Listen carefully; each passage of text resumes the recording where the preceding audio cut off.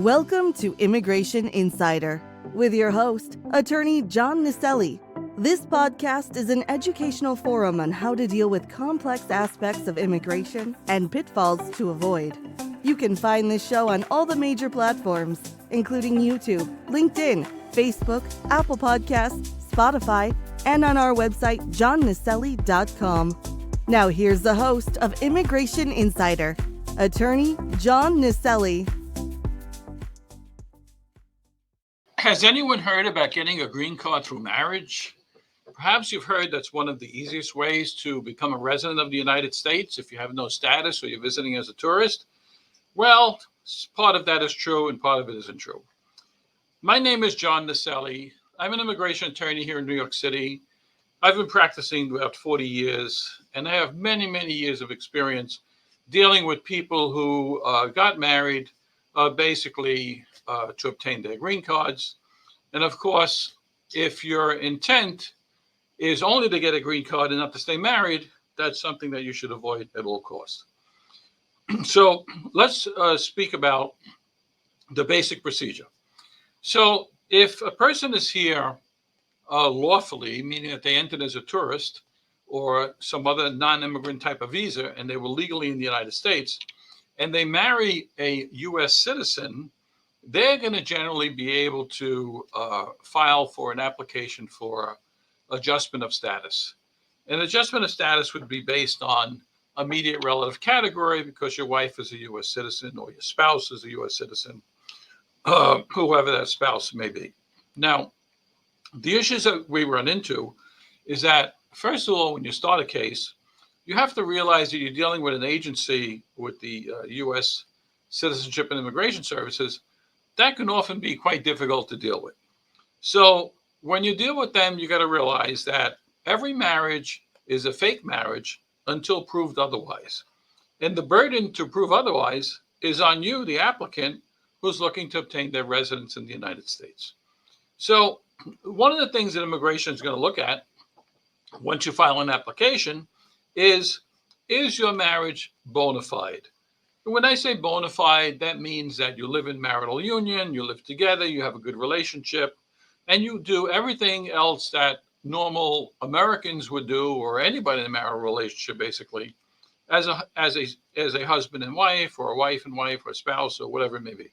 So one of the things that immigration will look at, which is very important, is what documents do you have together? Do you have a lease together to an apartment? Do you have health insurance together? Do you have life insurance together? Do your job letters indicate that you have a spouse in case of an emergency to notify that spouse? Do you have credit card bills together, or credit card accounts? Do you have utility bills like a gas bill, electric bill, cell phone bills together, bank accounts together, and pictures on different occasions together? Now, many times I've told people to bring me pictures on different occasions, and they'll bring maybe 2 or 3 pictures. And that's not what immigration is looking for. Immigration is looking for experiences that you've had together. You went out to dinner with friends or family. You had a birthday party together. You had a graduation celebration together. Whatever you guys or women or whoever may have done together, that's what you need to show. You need to show that you live in marital union, you actually live in the same household, and you have documents that you share together. And another thing, one of the things they look at very closely is life insurance. Life insurance is often a very important document to obtain, even as for a low amount of money, because why would a person buy life insurance if they don't intend to live together? So that's usually very helpful in marital types of cases. So that's what I just explained to you is when people are in the United States. So let me explain to you another option. What if the spouse is not living in the United States, but yet you're married? So the American citizen may have gone to whatever country and married the spouse, and now you want to bring that spouse back to the United States. Well, you can't file as a tourist for a tourist visa because you're no longer a bona fide tourist, because now your intent is to be married to your spouse. So what if your spouse has never been to the United States, you met the spouse overseas, and you only know the spouse a very short time? and you fell madly in love after 2 or 3 months, and all of a sudden you decide you're going to get married, you want to bring your spouse here. Well, as I said before, immigration considers every marriage a fake marriage until proved otherwise. So the burden is you to prove that your marriage is bona fide. And the way you would do that is you would want to show, first of all, how many times did you visit your spouse before you got married? How long has your relationship lasted? Has it been for years, for months, for weeks, for days? They look at all those things. And what does your spouse do right now?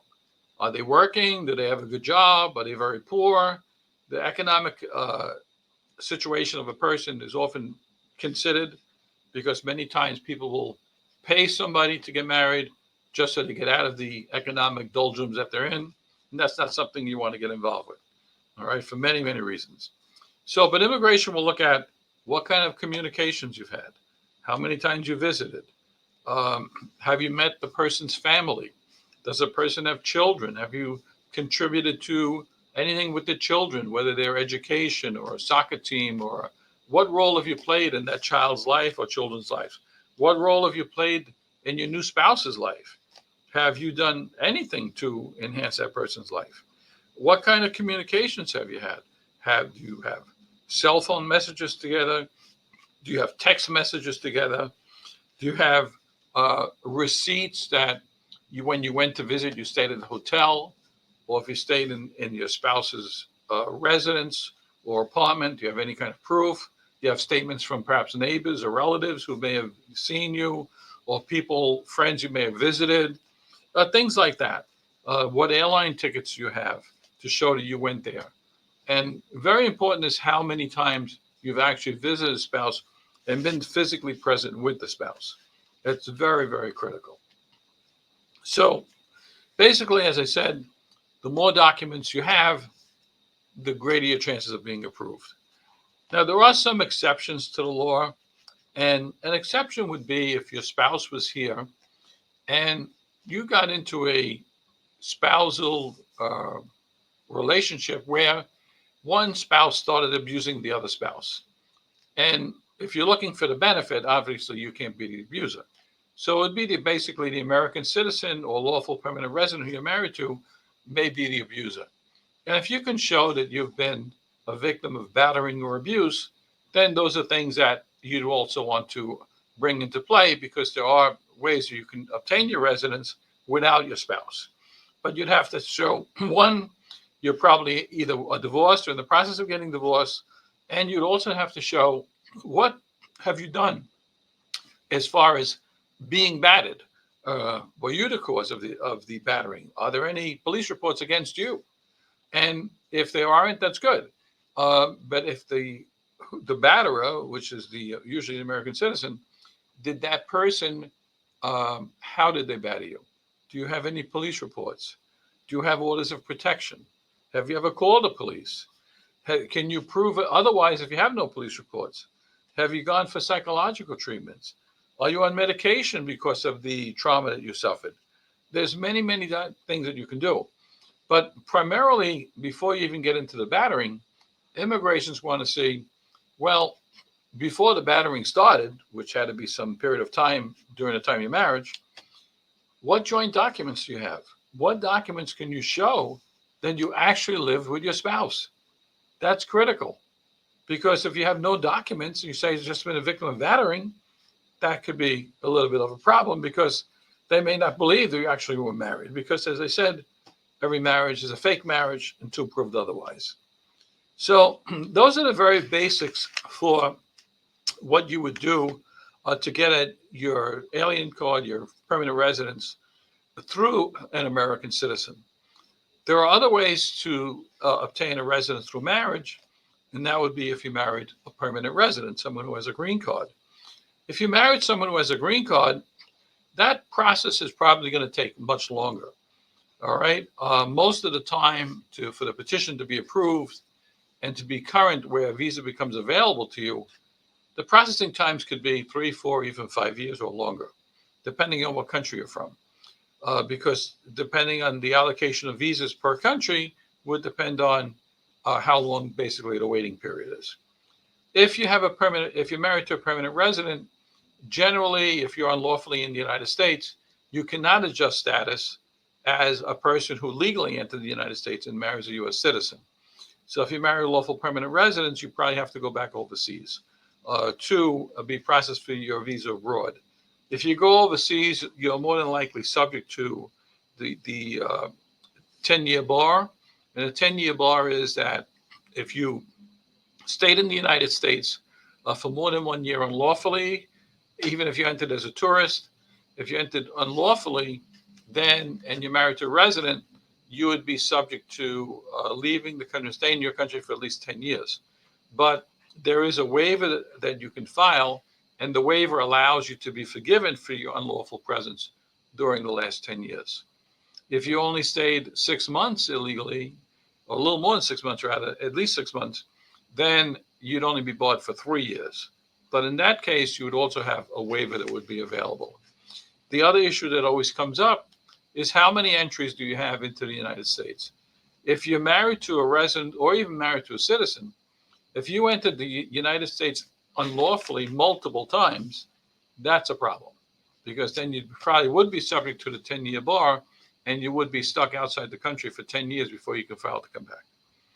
All right, so that's the basics of obtaining a residence through your green card.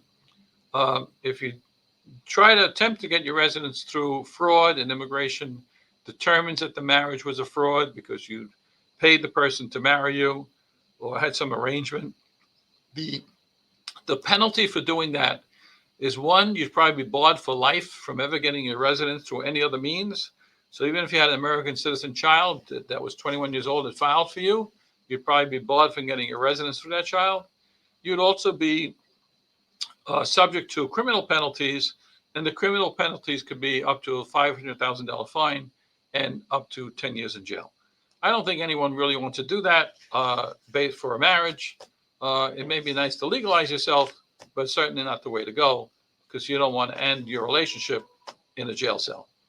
So with that, I would like to say that if anyone ever has any questions or needs any help regarding obtaining their residence through marriage or otherwise, we are here for many, many years. We are located at 225 Broadway, Suite 1040, New York, New York. Our telephone number is 212-227-8020. You can also check my website at johnnicelli.com. And however we can help, if we can, we will help. One thing I can guarantee you, we will always tell you the truth and never take your money for something that we can't do. You've been tuning into Immigration Insider with your host, attorney John Nicelli. You can find this show on all the major platforms, including YouTube, LinkedIn, Facebook, Apple Podcasts, Spotify, and on our website, johnnicelli.com. Thank you for your positive reviews, comments, questions, and for sharing this show with others.